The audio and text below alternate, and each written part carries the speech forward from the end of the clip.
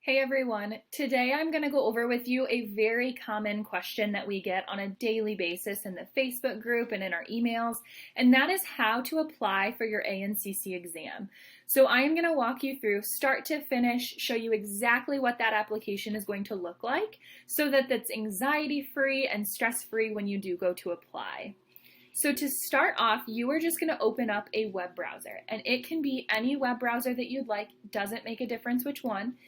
And from there, you are going to type in nursingworld.org. And again, that's nursingworld.org. And this is going to walk you through and show you exactly what that's going to look like. So once you open it up, nursingworld.org right in the top there. And that is going to take you to the main ANCC webpage here. On that main ANCC webpage, you have two options. You can either log in if you've previously started this and created an account, or if this is your first time doing this, you can go ahead to certification along the top. And under certification, you will see initial certification. So you'll want to select initial certification there. That will take you to this page here with all of the ANCC certifications that are offered. You're probably going to need either that first FNP or the second AGNP exam. For today, we're going to go through that FNP certification, but the AGNP certification application is just the exact same, only a different exam. So if you select then Family Nurse Practitioner certification, it brings you to this page, and this is a very important and very helpful page for you. So for starters, it walks you through just a little bit about ANCC, a little bit about the FNP exam. If you scroll down just a little more, you're going to see that you can apply for the certification here. It's going to go over different pricing and discount options. If you're a member of any student organizations, you can get a little bit of a discount there, which is nice.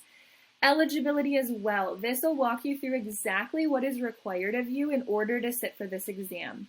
And I want to highlight this section right here. We get asked frequently if you can sit for your exam before graduation and before your degree's conferred. The answer is yes, but there are some requirements for that, so definitely check out this little chunk right here if that's something you're interested in. Scrolling down further, you'll see the option Apply Online if you select that. The third step talks you through all of the required forms and verifications. We're going to talk about all that today. Gives you the different testing options, in-person or remote. And then at the very bottom, you'll see ANCC study aids. So it walks you through the test outlines. It gives you some practice questions, gives you some credential information. So I would bookmark this page and visit it again before you test. It's so important to go through those things before testing. So once you're here then and you've gone through all of that, go ahead and select the Apply Online button. That is going to then take you to this next page here. That gives you the option, again, to log in if you're a returning customer or to register for a new account if you've not created one yet. We're going to go ahead today and act as if we've not created an account, so we'll select the Create an Account option. From there, that's going to take you into the account info. This is everything about you, your email. It's going to ask for your name, your address, all of that personal information. You want to make sure you complete. You want to make sure to triple check it so that everything is accurate when you're creating this account. So again, this is just another view of that page. You want to fill out all your account information, make sure it's accurate before you move on to the next step. Once you've done that and you select the next button, it's going to have you input all of your education history. So the first screen at the top is what you'll see initially. From there, you're going to select Add New, and that will bring up this bottom screen. You're going to put in your degree information, the type of degree you received. You're going to put in your school information, when you got that degree. Everything that you need to input is going to be right on that second screen for you. You want to make sure you fill it out entirely so that that doesn't hold up anything on their end for processing.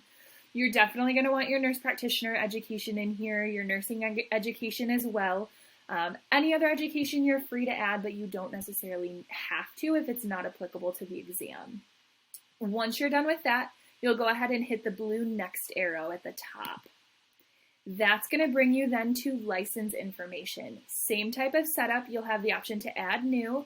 Then it's going to bring up the screen on the bottom here where you put in your license type, the number, the state that you're in, the starting date and your current expiration date. Again, you want to complete this thoroughly and completely so that it doesn't hold up anything on the application.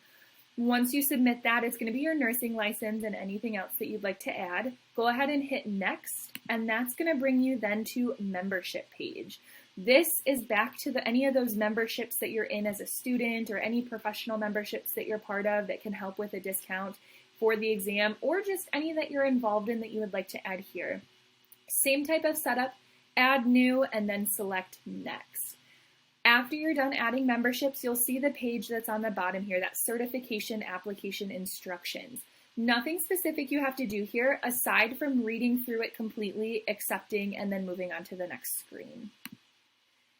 This is going to be the meat of your application. So this is the forms download section. This is that verification of education or education validation form or the VOE form you might have heard floating around. This has to be completed by your program director for them to accept it. So you'll go ahead on this page and hit download form.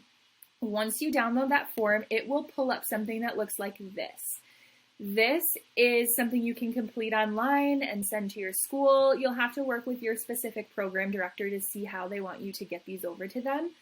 I would recommend filling out as much of this as you can so that your program director has the least amount possible to do. So fill out your information, fill out the education information. You can go back and look through your course numbers, the course titles for all of the classes that are required. Put in how many clinical hours you completed, your date that you completed the program. The only section that your program director specifically needs to do is the very bottom, the statement of understanding, where they are verifying that you have completed all of these things and that you are eligible to sit for that exam. So again, I would fill out as much as you can, make it as easy as possible for your program director to complete their portion. So once you've then downloaded it, you can progress before you get it back to this stage of the documents. This is where you're going to upload that verification of education form once it's completed, as well as your transcript. So it gives you at the top here a couple options for submitting the documents. You can email it, you can mail it to them, you can upload it here. I don't think it hurts to do more than one. You can upload it here and send it via email. Whatever works best for you is fine, but you have to confirm that they get both of these documents before you'll receive that authorization to test. So again, the validation of education form that we just discussed, and then your transcripts is the other portion. This needs to be an official or an unofficial copy. The key is it cannot be an unofficial copy after you pass your exam. So they will let you sit for your exam with an unofficial copy of that transcript, but they will not send your certification validation to your Board of Nursing to get your NP license without an official transcript. So as soon as you have that official transcript available, you want to make sure that it gets to ANCC. From uploading those documents, they're going to give you an option to input some employer demographics. This is 100% optional. If you don't have this information, totally fine. You can bypass it. It's not going to impact your application. If you have that information, definitely share, but again, it's optional. After that, you're going to hit to get to the Statement of Understanding and Program Data Release Authorization. This is another thing that you just need to read through. There's a couple checkboxes to say you understand, you agree, and then you'll go ahead and accept it. So that's all you need to do on this page is read through, select the checkbox, and accept. That will then bring you to your cart. So here you just want to verify, yes, I do want the family nurse practitioner exam. That's going to be the item price. Again, it could vary a little bit if you have any eligible discounts for the exam. You want to make sure that the quantity is at 1. You don't want more than 1 exam. And then it'll just show you that subtotal there. This is where you're going to then proceed through the checkout. You'll put in, your payment information, and this is where you submit the application then. Once you've gone through all of that, once you have submitted all of the documents like we discussed, you can pop back in here and check the status of your exam as you're waiting for the authorization to test. So you'll be back on that main screen. You'll go to login instead of create an account. And then once you log in, up in the upper right-hand corner, you'll see My Account. That will bring up this page. And on the left-hand side, you'll see certifications. Now, on your screen, as you're waiting for your authorization to test, you will see initial, or you'll see authorized, or you'll see eligible. Mine, of course, says certified at this point because I have taken the ANCC exam, but yours will initially say initial, eligible, or authorized, and that will be how you can kind of track your status of your application as you're waiting for that authorization. And then after you take your exam, yours will also say certified. So I hope that was helpful in walking you through that application process and helped decrease any anxiety surrounding that application. Have a great day.